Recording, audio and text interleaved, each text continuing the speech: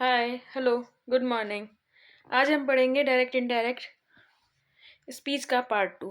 First part में हमने base पढ़ा उसका, और सिंपल डायरेक्ट इनडायरेक्ट पढ़े हमने, यानी डायरेक्ट को इनडायरेक्ट में चेंज करना हमने पढ़ा, और उसके सारे रूल्स, सारे फॉर्मेट्स हमने पढ़ लिए। आज हम पढ़ेंगे पार्ट 2। पार्ट 2 में हम पढ़ेंगे इंटेरोगेशन, यानी जिनमें पीछे प्रश्नवाचक चिन्ह लगा होता है वो कितने टाइप के होते हैं, डायरेक्ट से इनडायरेक्ट स्पीच बनाते समय, और कौन कौन से रूल्स हमारे लगते हैं। तो ये 2 तरह के होते हैं, जो कि सबको ही पता होगा। ऐसा कोई भी स्टूडेंट नहीं होगा जिसको ये पता नहीं होगा कि हमारा इंटेरोगेटिव 2 तरह का होता है। एक होता है ए और एक होता है बी। पहले हम ए को समझेंगे। यहाँ पे पूरा एक्सप्लेन नहीं करेंगे, अब एक एक को एक एक करके ही एक्सप्लेन करेंगे। Interrogative A with helping verb, यानी जो सेंटेंस किससे शुरू होता है? हेल्पिंग वर्ब से। हेल्पिंग वर्ब वो जो हमारी 12 टेंस में जो यूज होती है, is, am, are, was, were, has, have, had, will, shall, can, may, might, has, have, had, ठीक है, डू, डज, डिड। तो वो तो नॉर्मल सेंटेंस की बात चल रही है। अभी बात चल रही है हमारी डायरेक्ट से इनडायरेक्ट स्पीच में चेंज करने की बात। तो हमें आपको पता ही है कि डायरेक्ट जो है वो स्पीच 2 पार्ट में डिवाइडेड होती है। एक हमारा रिपोर्टेड क्लॉज या रिपोर्टिंग वर्ब, दूसरा हमारा रिपोर्टेड स्पीच। रिपोर्टेड स्पीच जो होती है वो हमारी कॉमास के अंदर होती है ना। तो हम कैसे समझें? तो जो इन्वर्टेड कॉमा के अंदर है वो हमारी हेल्पिंग वर्ब, जो कॉमा के अंदर है वो हमारी रिपोर्टेड स्पीच है। अब रिपोर्टेड स्पीच की जो शुरुआत में है, जो सबसे फर्स्ट वर्ड आएगा जहाँ पे इन्वर्टेड कॉमा बिगिन हो रहा है, उनमें से जो इतने सारे वर्ड मैंने यहाँ पे लिखे हैं, उनमें से कोई एक वर्ड सबसे पहले आएगा, उसके बाद सब्जेक्ट, वर्ब एंड अदर आएंगे, और सबसे लास्ट में जहाँ कॉमा क्लोज हो रहा होगा उससे पहले आएगा क्वेश्चन मार्क। ठीक है, तो ये मैंने सारी यहाँ पे मेंशन कर दी हैं कौन कौन सी हमारी हेल्पिंग वर्ब्स होती हैं। हो सकता है मे बी एक आध छूट गई हो, लेकिन आपको इतना समझ में आ गया कि हेल्पिंग वर्ब से जिसकी रिपोर्टेड स्पीच शुरू होती है वो हमारा इंटेरोगेटिव ए होता है। ठीक है, अब इसको बनाने का रूल क्या है, चेंज करने का रूल क्या है, कि रिपोर्टेड क्लॉज में हम अभी तक हमने जो सेड किया, टोल्ड किया, आस्क किया, ओ सॉरी, से किया, सेज किया, टेल्स किया, टेल किया, अब यहाँ पे हम आस्क करेंगे, क्योंकि अभी हम रिपोर्टेड स्पीच से सवाल कर रहे हैं, पूछ रहे हैं कुछ। तो अगर से होगा या से टू होगा तो आस्क होगा, सेज होगा तो आस्क होगा, और सैड होगा तो आस्क होगा। कॉमा है तो आए, ओ सॉरी, उसके बाद ऑब्जेक्ट, ऑब्जेक्ट होगा तो आएगा, और ऑब्जेक्ट नहीं होगा तो नहीं आएगा। जहां हमने साधारण डायरेक्ट इनडायरेक्ट में कॉमा निकाल कर दैट लगाया था, वहां पर हम इफ लगाएंगे। और जो हमारी हेल्पिंग वर्ब पहले आई हुई थी उसको हम छोड़ देंगे, पहले सब्जेक्ट लाएंगे और बाद में अकॉर्डिंग टू रूल हम वर्ब लाएंगे। हेल्पिंग वर्ब आएगी तो हेल्पिंग वर्ब लाएंगे, अदरवाइज वर्ब लाएंगे, और उसके बाद ऑब्जेक्ट है तो आएगा, अदरवाइज अदर। तो जो रिपोर्टेड क्लॉज है वो अकॉर्डिंग टू टेंस बदल जाएगा कि वो प्रेजेंट में है, वो पास्ट में है, हमें देखना पड़ेगा। और इसी के अकॉर्डिंग हमारा जो स्पीच है वो भी बदल जाएगा। ठीक है, जैसे एग्जाम्पल देखिए, Billu said are you insane. तो बिल्लू ने क्या किया, यहाँ पे पूछा है ना। तो बिल्लू सैड की जगह हमने सैड नहीं रखा, हमने कर दिया आस्क्ड। कॉमा निकाल कर जो हमने पहले वाली वीडियो में दैट लगाया था, अभी हमने लगाया इफ। अब देखिए हेल्पिंग वर्ब जो आर है वो हमने वहीं छोड़ दिया, यू। अब बिल्लू किससे पूछ रहा है, किसी थर्ड पर्सन से बात कर रहा होगा, तो हमने इसको ही या शी बना सकते हैं। तो हमने इसको यू को किस में चेंज कर दिया, थर्ड पर्सन में चेंज कर दिया, ही। अब ही आया तो आर को जो हेल्पिंग वर्ब वो पीछे जाके हमारा वॉज हो गया, अकॉर्डिंग टू रूल, कि जैसे प्रेजेंट टेंस हमारे पास्ट में जाएंगे, है ना, और इनसेन तो इनसेन। जैसे सेकंड देखिए, सी सेड टू मी, तो शी आस्क्ड मी, कॉमा निकालेंगे, इफ लगाएंगे, ही थर्ड पर्सन है, नो चेंज होगा, तो ही पहले आ जाएगा, डज को हमने वहीं छोड़ दिया और डज हम ले जाएंगे क्योंकि प्रेजेंट इंडेफिनिट टेंस है, तो डज का हमें क्या करना है, प्रेजेंट इंडेफिनिट टेंस किस में जाता है, प्रेजेंट इंडेफिनिट टेंस जाता है पास्ट इंडेफिनिट में, तो डू की सेकेंड फॉर्म हमने लगा दिया, तो डज हमारा वैसे ही खत्म हो गया।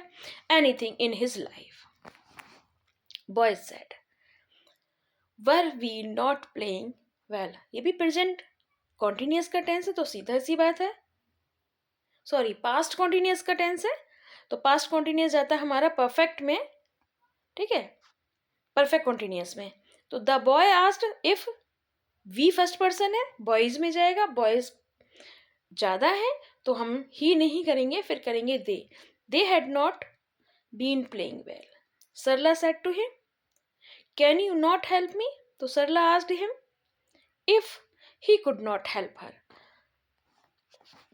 देखिए यू गया है हिम में, यू सेकेंड पर्सन है, यू जाएगा रिपोर्टेड क्लॉज के ऑब्जेक्ट में, मी फर्स्ट पर्सन है, मी जाएगा रिपोर्टेड क्लॉज के सब्जेक्ट में, तो अगर यू हिम में गया तो उसका सब्जेक्ट ही आएगा, और मी अगर सरला में गया तो सरला का ऑब्जेक्ट सरला यानी शी है, तो उसका ऑब्जेक्ट हर आएगा। ये एक्सरसाइज है, करके देखिए, नहीं समझ में आए तो कमेंट में डालिएगा उसको, जिससे कि उसको सॉल्यूशन हो सकता है कि कुछ प्रिंट टाइप करते टाइम कुछ ऊपर नीचे हो गया हो, कोशिश तो यही रहती है कि कुछ भी गड़बड़ ना हुआ हो।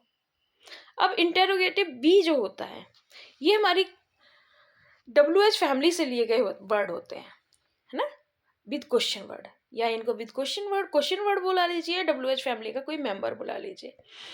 तो जो अभी हमने इंटेरोगेटिव ए पढ़ा उसमें हमने बताया कि रिपोर्टेड स्पीच जो है वो हेल्पिंग वर्ब से शुरू होगी, बी में जो है रिपोर्टेड स्पीच हमारी किसी क्वेश्चन वर्ड से शुरू होगी, और क्वेश्चन वर्ड आपको पता ही है, हु, हुम, हुज, बहुत सारे क्वेश्चन वर्ड है, अभी जहाँ तक मैं देख रही हूँ विच मैंने इसमें लिखा नहीं है, विच भी क्वेश्चन वर्ड ही है, और लास्ट में सबसे बड़ी पहचान तो यही है कि उसके लास्ट में क्वेश्चन मार्क लगा रहेगा और उसके बाद कॉमा क्लोज हो जाएगा। तो इसके और उसके रूल में, यानी इंटेरोगेटिव ए और बी के रूल में कोई खास चेंजेस नहीं है, बाकी सब चेंजेस सेम है, वहाँ पर इन्वर्टेड कॉमा निकाल कर हम इफ लगाते हैं या वेदर लगाते हैं, यहाँ पर हम इन्वर्टेड कॉमा निकालने के बाद क्वेश्चन वर्ड को ही स्मॉल लेटर में लिख देते हैं, क्या कर देते हैं, स्मॉल लेटर में लिख देते हैं, जैसे ये, she said to her friend how are you, she asked her friend how she was, आपने देखा कोई चेंज नहीं हुआ है, हाउ को ही हमने स्मॉल लेटर में लिख दिया है। मैंने बाद में बताया भी है कि इनको फिर हम क्या बुलाते हैं, I said to him where do you live, तो आप देख रहे हैं जो मेरी रिपोर्टेड स्पीच है वो प्रेजेंट में है, तो काहे में जाएगी बच्चा, पास्ट इंडेफिनिट में जाएगी, प्रेजेंट इंडेफिनिट में है तो पास्ट इंडेफिनिट में जाएगी, प्रेजेंट कॉन्टिन्यूअस में है तो पास्ट कॉन्टिन्यूअस में जाएगी, यदि हमारा रिपोर्टेड क्लॉज पास्ट में होगा तब, हमारा रिपोर्टेड क्लॉज पास्ट में होगा तब, ठीक है। तो I asked him where he lived, ऐसे ही सारे एग्जाम्पल्स हैं, आप पढ़िए, क्योंकि अगर मैं एक एक एग्जाम्पल को यहाँ समझाऊंगी तो बहुत लंबी वीडियो हो जाएगी, क्योंकि आगे भी बहुत इनको करिएगा। अब मैंने यहाँ पे लिखा है, इन सबको हम बाद में क्या बोलते हैं, पहले तो क्वेश्चन वर्ड होते हैं, फिर हम इनको बोल देते हैं रिलेटिव प्रोनाउंस, इनके जो मीनिंग है वो बिल्कुल पलट जाते हैं, जब हम इन्हें स्मॉल लेटर्स में लिखते हैं तो इनके मीनिंग बिल्कुल अपोजिट हो जाते हैं, ठीक है, इनको पढ़ लीजिएगा एक बार तो आपको समझ में आ जाएगा कि वहां पे हमने क्यों ये ऐसे यूज किया है। अब है इम्परेटिव, नंबर थर्ड पे आता है इम्परेटिव, यानी simple, interrogative, and number third पे आता है इम्परेटिव। इम्परेटिव भी अपने आप में कई प्रकार का है, तो पहले तो हम नॉर्मल वाले पढ़ेंगे जो साधारण हमें 6th 7th 8th से ही पढ़ाया जाना शुरू हो जाता है, कि इसकी जो रिपोर्टेड स्पीच होगी वो वर्ब की फर्स्ट फॉर्म से स्टार्ट होगी, किससे स्टार्ट होगी, वर्ब की फर्स्ट फॉर्म से स्टार्ट होगी, या डू नॉट से स्टार्ट होगी, या नेवर से स्टार्ट होगी, या प्लीज से स्टार्ट होगी, या ऑलवेज से स्टार्ट होगी। इसका सब्जेक्ट यू होता है जो कि हमेशा हिडन रहता है, यू ऑलवेज हिडन रहता है, हम इसमें सिर्फ सेकंड पर्सन से ही बात करते हैं, और सेकंड पर्सन को हम कभी तुम कह के बात नहीं करते, हम सीधा कहते तुम खड़े हो जाओ, प्लीज़ मेरी हेल्प कर दो, प्लीज़ मेरा ये काम कर दो, ये काम मत करो। जिस भी हमें जो भी हमारे एक्सप्रेशन है, जो भी हमारी फीलिंग्स है, रिक्वेस्ट हो सकती है, ऑर्डर हो सकता है, एडवाइस हो सकता है, एंड अदर।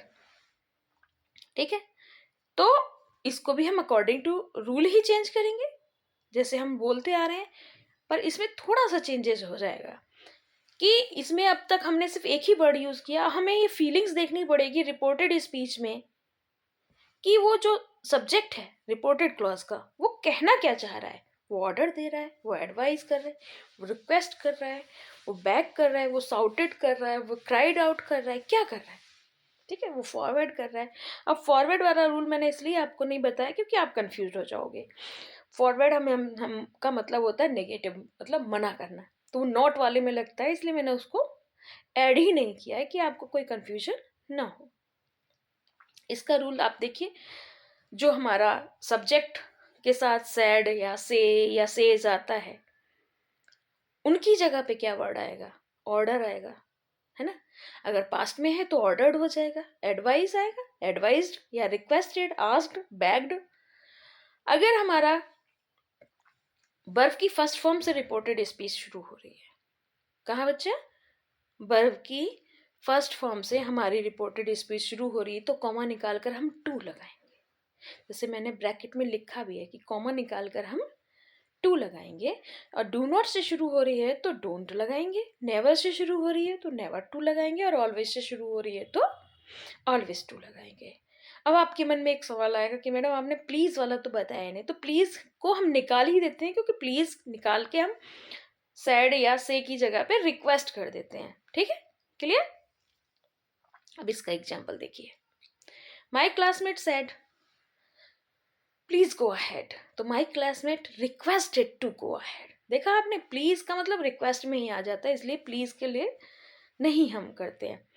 अब I said to him come to me at any time you like, मैंने उससे कहा तो मेरे पास किसी भी टाइम आ सकते हो जो तुम्हें पसंद हो, है ना।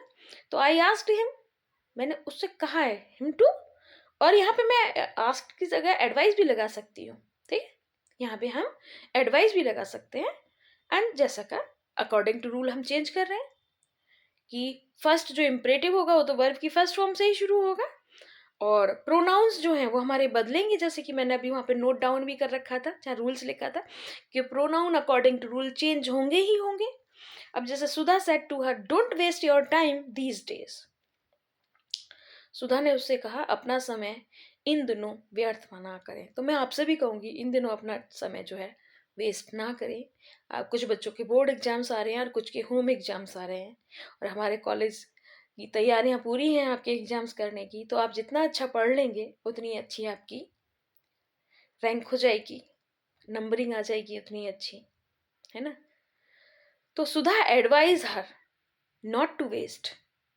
अब मैंने बोला था रूल में कि डू नॉट आएगा तो नॉट टू कर देंगे, वेस्ट अब योर क्यों, क्योंकि सेकंड पर्सन है, हर में गया है तो हर टाइम, दीज डेज दीज का हमने दोस्त कर दिया है। ठीक है, she said to me always write in long hand, तो एडवाइज कर रहे हैं, she said advise, she advise me always to write in long hand. आप इस एक्सरसाइज को करके देखिए, नहीं समझ में आए या कुछ भी आपको डाउट हो तो कमेंट में जरूर लिखिएगा।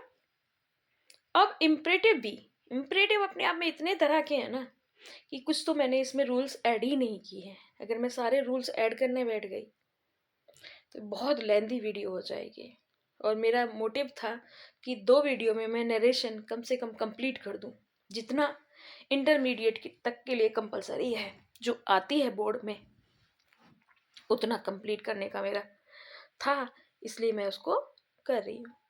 मैं थोड़ा जल्दी कर रही हूँ जिससे कि वीडियो थोड़ा शॉर्ट हो जाए, आप आराम से स्लो डाउन करके देख लीजिएगा। अब इम्परेटिव वी में हमने सबसे पहले ले लिया लेट अस वाला। देखो, लेट के साथ कोई भी प्रोनाउन आ सकता है, लेकिन लेट के साथ जब सिर्फ अस आ रहा हो तो उसका रूल थोड़ा डिफरेंट होता है। जैसे कि रिपोर्टेड स्पीच में लेट के बाद केवल एक ही प्रोनाउन अस का प्रयोग होता है। इस प्रकार की डायरेक्ट स्पीच में हम अक्सर प्रपोजल या सजेशन देते हैं। क्या होता है? प्रपोजल या सजेशन देते हैं। जैसे सब्जेक्ट के बाद जो हमारा सैड या से आता है उसको हम प्रपोज करेंगे, से आएगा तो, सेड आएगा तो प्रपोज्ड करेंगे। सजेस्ट या सजेस्टेड, ऑब्जेक्ट है तो आएगा, नहीं है तो नहीं आएगा। इन्वर्टेड कॉमा निकालेंगे, दैट आएगा। अब दे, वी, यू, अब आपको लग रहा हो कि आपने तो 3 सब्जेक्ट लिख दिए। 3 सब्जेक्ट लिखे हैं, वो अभी मैं आगे डिस्क्राइब करूंगी क्यों लिखे हैं। लेकिन जो भी सब्जेक्ट आएगा फर्स्ट पर्सन, सेकंड पर्सन या थर्ड पर्सन, उसके साथ शुड आएगा, वर्ब की फर्स्ट फॉर्म आएगी, ऑब्जेक्ट आएगा एंड अदर वर्ड आएंगे। अब देखिए, आप इसको थोड़ा ढंग से पढ़िएगा। यदि रिपोर्टिंग वर्ब का सब्जेक्ट या ऑब्जेक्ट दोनों थर्ड पर्सन में है तो अस को दे में बदल देंगे। यदि रिपोर्टिंग वर्ब के सब्जेक्ट यानी रिपोर्टेड क्लॉज के सब्जेक्ट या ऑब्जेक्ट में से कोई भी फर्स्ट पर्सन है तो हम बिना कुछ देखे, अगर फर्स्ट सब्जेक्ट फर्स्ट पर्सन है या ऑब्जेक्ट फर्स्ट पर्सन है, तो हम लेटर्स को वी शुड में चेंज करेंगे। किस में चेंज करेंगे? वी शुड में चेंज करेंगे। और यदि रिपोर्टेड वर्ब का सब्जेक्ट सेकंड पर्सन है तो अस को यू में बदलेंगे, यानी कोई और पर्सन है ही नहीं, फर्स्ट पर्सन या थर्ड पर्सन नहीं है, फर्स्ट पर्सन और थर्ड पर्सन नहीं है, सिर्फ सेकंड पर्सन है। तब सबसे लास्ट में जाकर हम लेटर्स को वी शुड में चेंज करेंगे। ठीक है। और यदि रिपोर्टिंग वर्ब का सब्जेक्ट या ऑब्जेक्ट में कोई भी फर्स्ट पर्सन नहीं है तो और थर्ड पर्सन है तो हम दे में चेंज करेंगे। और कहीं भी आगे या पीछे में से कोई भी अगर एक फर्स्ट पर्सन है तो हम रूल इसमें नहीं अप्लाई करेंगे, सिर्फ फर्स्ट पर्सन को हम बी में चेंज कर देंगे, चाहे वो सब्जेक्ट के रूप में हो चाहे वो ऑब्जेक्ट के रूप में हो। ठीक है। अब एग्जांपल देखिए। They said let us run away from here, तो उन्होंने प्रपोज्ड किया या सजेस्ट किया, है ना? दोनों में से कोई भी लगा सकते हैं, हम सजेस्टेड भी लगा सकते हैं एंड प्रपोज्ड भी लगा सकते हैं। लेकिन थोड़ा बारीकी से देखेंगे तो सुझाव दिया है यहाँ पर, सजेस्टेड हो जाएगा that they should run away from there. She said to her teacher let us not wait here now, उसने अपने अध्यापक से कहा अब हमें यहाँ इंतजार नहीं करना, तो उन्होंने प्रपोज किया। She proposed her that they should not wait there then, here का देयर करते हैं हम, आपको पता ही, सिंपल सेंटेंस में समझाया था डायरेक्ट इनडायरेक्ट के, और नाउ का देन करते हैं, तो करिएगा इनको, है। अब ये हम चेंज करके देखेंगे तभी हमें समझ में आएगा कि अगर कोई नेगेटिव है तो जो शुड लगाया हमने, we should, they should, you should, उसके बाद नॉट लगा देंगे, है ना? तो घबराने की जरूरत नहीं है। अब है इम्परेटिव सी। इम्परेटिव सी का मतलब है कि लेट के साथ कोई भी ऑब्जेक्ट आ सकता है, इवन नाउन, प्रोनाउन, कोई भी आ सकता है। ठीक है। लेकिन अस नहीं आएगा, जैसे कि मैंने उसको हाईलाइट भी कर दिया है, अस नहीं आएगा। इसमें इम्परेटिव एक ही तरह हमारे से या सेज या सैड की जगह पे अकॉर्डिंग टू स्पीच में क्या बात कही गई है, ऑर्डर दिया है, एडवाइस दिया है, रिक्वेस्ट है या चिल्ला रहा है ना? तो मैंने नीचे लिखा है क्राइड आउट और साउट आउट को हम चेंज ही नहीं करते, उनको जैसे का तैसा ही यूज कर लेते हैं। तो रूल क्या है कि रिपोर्टेड स्पीच के शुरू में लेट के साथ मी, हिम, हर, देम, टॉम, सीता, राम कोई भी आ जाए, लेकिन अस नहीं आएगा। ठीक है। अगर अस आ रहा है तो उसका रूल बी वाला उसमें लगेगा और ये इसमें सी वाला लगेगा। ठीक है। ऑब्जेक्ट है तो आएगा टू लेट हो जाएगा, कॉमा निकाल के टू लगाएंगे, लेट जो नाउन या प्रोनाउन है उसको यूज करेंगे, और वर्ब और ऑब्जेक्ट। तो देखिए, I cried out let me go now, तो मैंने बोला कि साउटेड या क्राइड आउट को हम चेंज ही नहीं करते, जैसा का तैसा यूज कर लेते हैं। कॉमा निकाला, टू लगाया, लेट मी। अब आप कहेंगे मी का मी क्यों रहा? क्योंकि मी अगर आई में भेजे, मी क्या है? फर्स्ट पर्सन, सब्जेक्ट में जाएगा और सब्जेक्ट है आई, चेंज होकर भी वही आएगा, गो देन।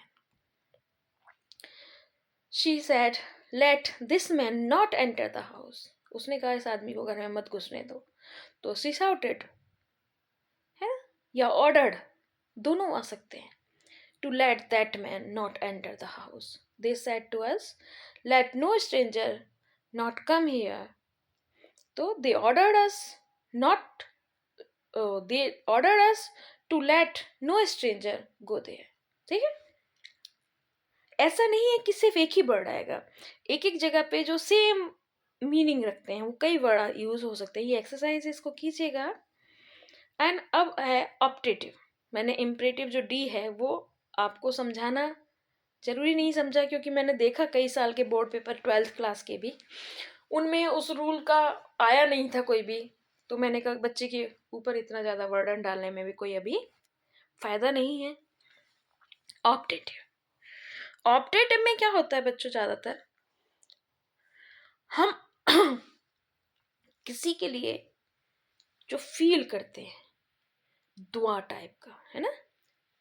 ऑप्टेटिव में हम क्या करते हैं, दुआ देते हैं, जैसे भगवान करे तुम इतने लंबे जियो, भगवान करे तुम ये हो जाओ, आप भगवान आपकी रक्षा करे, लाइक दैट। ठीक है, रिपोर्टेड स्पीच के शुरू में मे और मे गॉड और एडवर्ब प्लस वर्ब की फर्स्ट फॉर्म में से कोई लगा रहता है। अब एडवर्ब क्या होता है मैं आपको बताती हूँ। जैसे हमारा लोकतंत्र लंबा जिए या अच्छा चले, है ना, इस टाइप का। और इसकी खास पहचान क्या है, देखो जो सिंबल थे उनके लास्ट में हमारा फुल स्टॉप आ रहा था, फिर कॉमा क्लोज हो रहा था। इंट्रोगेटिव में हमारा क्वेश्चन वर्ड आ रहा था, उसके बाद हमारा इन्वर्टेड कॉमा क्लोज हो रहा था। इम्परेटिव में हमारा फुल स्टॉप ही आता है, ठीक है। लेकिन ऑप्टेटिव में हमारा क्या आएगा बच्चा, एक्सक्लेमेशन साइन आएगा, जिसमें हम विस्मय सूचक चिन्ह कहते हैं। लेकिन अगर हमारा एडवर्ब प्लस वर्ब की फर्स्ट फॉर्म आएगा तो उसमें हमारा फुल स्टॉप लगा रहेगा, जैसे ये, ठीक है। क्योंकि दो रूल एक में मिला दिए हैं मैंने उसमें लिख के। अब क्या है, my mother said may you live long, मेरी माँ ने कहा तुम लंबे जियो। तो इसमें हम क्या करते हैं, विश करते हैं, ठीक। तो सब्जेक्ट प्लस विश, ऑब्जेक्ट होगा तो आएगा, नहीं होगा तो नहीं आएगा, ठीक। That subject plus might plus verb की फर्स्ट फॉर्म प्लस ऑब्जेक्ट। क्योंकि ये कई तरह का होता है, ठीक है। 3 या 4 तरह के मैंने रूल्स ऐड किए हैं और हर किसी का एक एग्जाम्पल साथ के साथ ही दिया है। ऊपर क्वेश्चन दिया है, नीचे आंसर दिया है। My mother wished that I might live long. अब विश्ड क्यों आया, क्योंकि ऊपर बेटा सैड दिया हुआ है, से दिया होता तो विश ही आता, ठीक है। ये था फर्स्ट रूल जो कि मे के साथ सब्जेक्ट आ रहा है, ठीक है। एंड सेकेंड रूल देखिए, इसमें मैंने 2 एग्जाम्पल दे दिए हैं। His grandfather said God bless you. तो इसमें क्या आएगा, सब्जेक्ट प्लस विश, ऑब्जेक्ट होगा तो आएगा, नहीं होगा तो कोई दिक्कत नहीं है, ठीक है। That plus God might verb की फर्स्ट फॉर्म एंड ऑब्जेक्ट और अदर। तो पहले को देखिए, grandfather wished that God might bless him and saint said to the people may God fulfil your wish, भगवान करे तुम्हारी सारी इच्छाएं पूरी हो जाए। तो the saint wish to the people that God might fulfil their wish, ठीक है। और एक बात और ध्यान रखिएगा, अगर ऑब्जेक्ट आएगा तो विश्ड के साथ, विश के साथ हम टू भी लगाएंगे, ठीक है। ये हमारा फॉर्मूला कह रहा है। एंड नंबर 4 पे देखिए, ये है एडवर्ब प्लस वाला जो मैंने अभी यहाँ पे बताया आपको, rule number 3। Adverb plus verb जो ये है, ठीक है, ये उसका है। तो लॉन्ग लिव अवर डेमोक्रेसी, हमारी प्रजातंत्र लंबा जिए। तो वही है, people wished that their democracy might live long. अगर ऑब्जेक्ट आएगा तो विश के साथ टू प्लस ऑब्जेक्ट भी आ जाएगा, ठीक है। 2 प्लस ऑब्जेक्ट आएगा और इसमें सब्जेक्ट माइट वर्ब की फर्स्ट फॉर्म और एडवर्ब आएगा, ठीक है। ऑब्जेक्ट नहीं होगा ही नहीं इसमें वैसे तो। और अब आता है हमारा एक्सक्लेमेटरी। ये एग्जाम्पल है इसके, करके देखिएगा। एक्सरसाइज जब तक नहीं करेंगे तो सिर्फ समझने भर से तो समझ में आना से रहा बच्चों, ठीक है। प्रैक्टिस ही एक आदमी को कहते हैं ना परफेक्ट बनाती है। इंग्लिश की जो प्रोवर्ब है वो कहती है कि जब तक हम प्रैक्टिस नहीं करते हमें कुछ समझ में उतना अच्छे से नहीं आएगा जितना कि हम परफेक्शनिस्ट बन जाएं। एक्सक्लेमेटरी यानी विस्मय आदि सूचक चिन्ह। ये जो है सडन फीलिंग्स जो होती है हमारे मन की, जो एकदम से हम बिना सोचे समझे जो बोल जाते हैं, दुख में, सुख में, खुशी में, आहा, ओहो, शाबाश, ब्रावो, लाइक दैट, ये सारे वर्ड हमारे क्या होते हैं? एक्सक्लेमेशन वर्ड होते हैं। रिपोर्टेड स्पीच के शुरू में एक्सक्लेमेटरी वर्ड तथा उसके बाद में एक्सक्लेमेटरी साइन लगा रहता है, ये इसकी पहचान होती है। तो जहाँ हमारी रिपोर्टेड स्पीच शुरू होगी, जहाँ कॉमा, इन्वर्टेड कॉमा बिगिन होगा, वहाँ पे कोई ना कोई एक एक्सक्लेमेटरी वर्ड लगा होगा और रिपोर्टेड स्पीच में एक एक्सक्लेमेशन साइन भी लगा होगा। जैसे मैंने यहाँ पे मीनिंग बताई है, ओहो, अरे, अलास, है ना। ओहो माने अरे होता है, ओहो माने ओफो भी होता है, और अलास मीन्स ओफो, मतलब तीनों शब्द एक ही चीज को शो करते हैं, जो कि हमारा ग्रीफ, सॉरो या पेन, दुख, दर्द, ठीक है। आहा,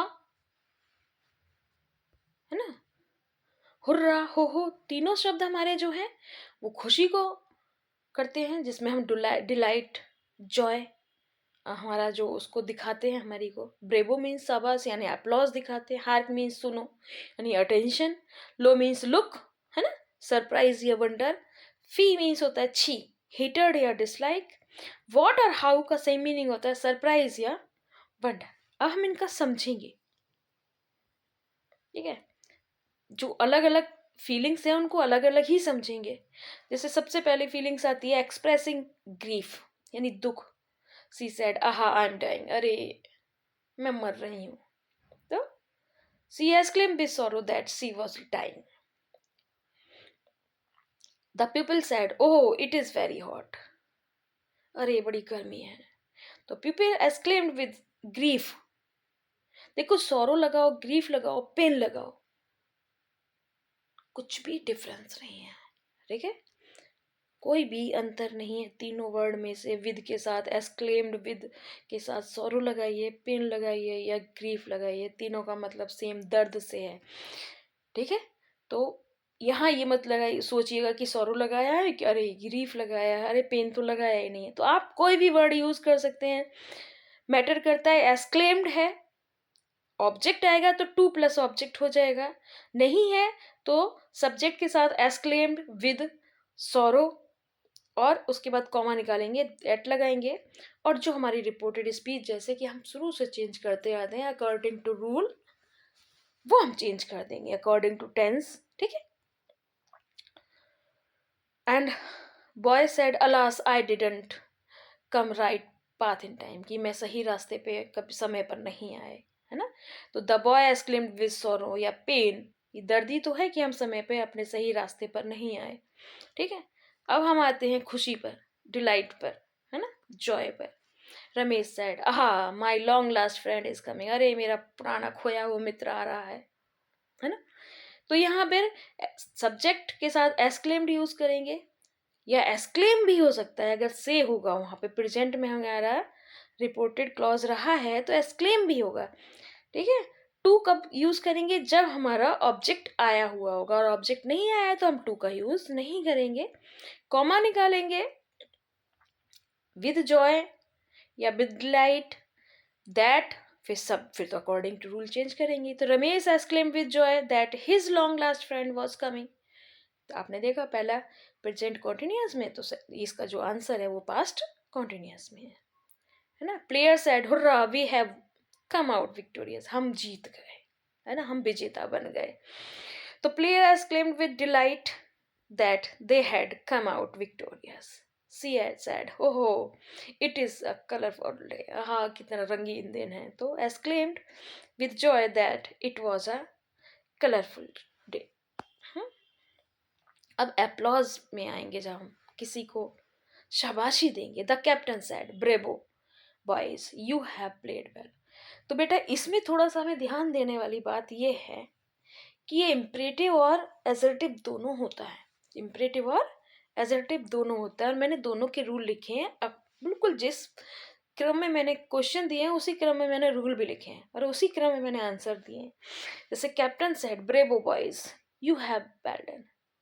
तो the captain applauded the boys, saying that they had played well. आप देखिए यहाँ पे जहाँ सैड है वहां पे applauded दोनों में आया है, लेकिन जो एजर्टिव है उसमें ऑब्जेक्ट है तो आएगा, नहीं आएगा तो नहीं होगा तो नहीं आएगा। लेकिन कॉमा निकालकर हमने सेइंग दैट लगाया, क्या लगाया, सेइंग दैट लगाया। अगर वो इम्परेटिव होगा तो अपलोडेड के बाद ऑब्जेक्ट होगा तो आएगा, नहीं होगा तो नहीं आएगा। लेकिन हमने कॉमा निकालकर यहाँ पे आस्किंग दैट लगाया है, आस्किंग लगाया, क्या लगाया, आस्किंग लगाया है। और टू आएगा बेटा, यहाँ पे दैट नहीं आएगा, ये मैंने गलत टाइप किया हुआ है, ठीक है।